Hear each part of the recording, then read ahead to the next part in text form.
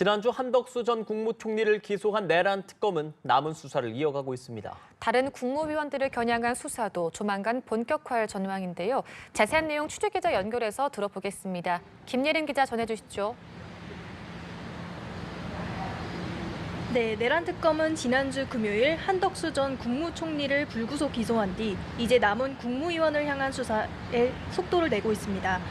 특검은 비상계엄 전후 한 전 총리의 행적을 공소장에 구체적으로 적시한 것으로 파악됐습니다. 한 전 총리가 계엄 선포 전 윤석열 전 대통령으로부터 개별 임무 지시 문건을 전달받은 정황도 담겼는데요. 특검은 한 전 총리가 국무회의를 마친 이후 다른 국무위원들이 남긴 계엄 관련 문건까지 수거해 파사한 것으로 보고 있습니다. 또 비상계엄 심의 국무회의 정족수를 채우기 위해 다른 국무위원들에게 빨리 오라며 연락하고 계엄해제 국무회의는 기다려보자며 소집을 늦추려 한 정황도 공소장에 적시됐습니다.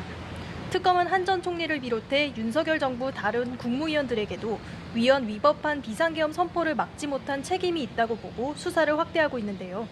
조만간 계엄 당일 가장 먼저 소집된 국무위원 중 한 명인 박성재 전 법무부 장관에 대한 수사에도 속도를 낼 것으로 보입니다.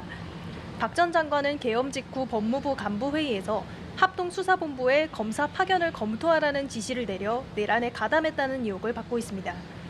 윤 전 대통령으로부터 비상입법기구 예산 편성 등의 내용이 담긴 쪽지를 받은 최상목 전 경제부총리도 소환할 가능성이 있는데요. 조태용 전 국정원장도 비상계엄을 미리 알고도 국회에 보고하지 않은 직무유기 혐의로 특검 수사선상에 올라 있습니다.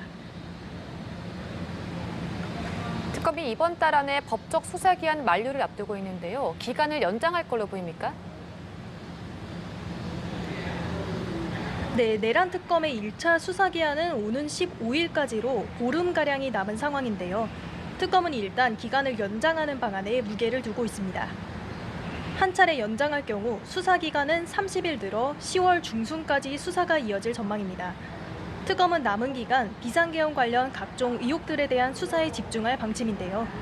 국회 계엄해제 방해 의혹과 관련해 당시 한 전 총리와 직접 통화한 것으로 파악된 추경호 당시 국민의힘 원내대표도 조만간 소환을 통보할 것으로 보입니다. 평양 무인기 의혹 등 외환 의혹도 특검이 들여다보고 있는 핵심 수사 대상인데요. 김용대 드론 사령관과 이승호 합참 작전본부장 등 군 관계자들 조사를 이어가며 남은 의혹들을 규명하는 데 속도를 낼 전망입니다. 네, 이번엔 순직해병 특검 수사 상황도 전해주시죠.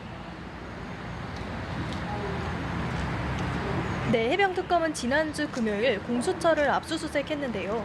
송창진 전 공수처 부장검사의 국회 위증 혐의와 관련한 자료를 확보했다고 설명했습니다. 송 전 검사는 2024년 7월 국회 법사위에서 이종호 전 블랙펄 인베스트 대표가 순직해병 사건에 연루된 사실을 몰랐다고 증언했는데요.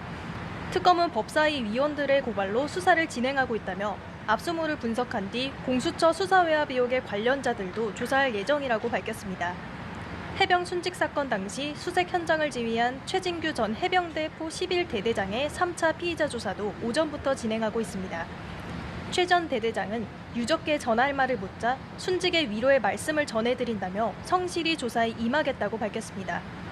특검은 박정훈 해병대 수사단장에 대한 긴급구제를 기각한 국가인권위 관련 수사도 본격화하며 오늘과 내일 관련자들을 연이어 조사합니다.